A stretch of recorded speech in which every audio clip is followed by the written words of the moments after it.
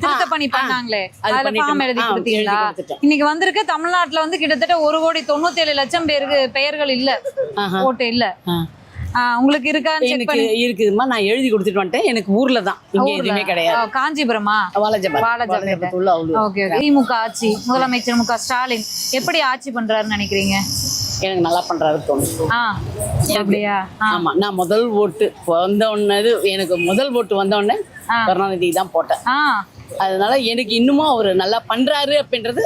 கருணாநிதி அவர்களுடைய மகன் மு.க. ஸ்டாலின் எப்படி பண்றாங்க? தந்தையை விட மிஞ்சி பண்றாரா எப்படி? ஆமா, இல்ல தந்தை வந்து நல்லாவே பண்ணாரு. அவரோட வழிகாட்டினால அவரும் நல்லா பண்றாரு.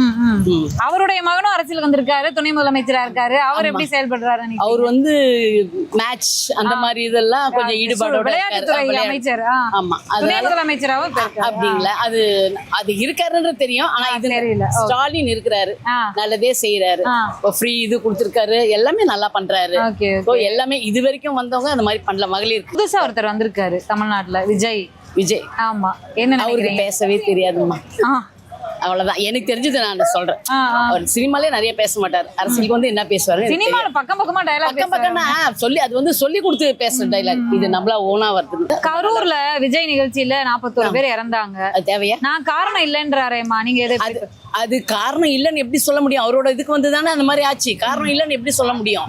அதுதான் இப்ப பிரச்சனையா அவரோடது. அதுக்கு முன்ன கூட கொஞ்சம் அப்படி இப்படி இருந்தது. இப்ப இவர் இப்படி வந்து இத்தனை பேர் செத்துட்டாங்களே, எத்தனை லட்சம் கொடுத்தாலும் உயிர் வந்து வராது.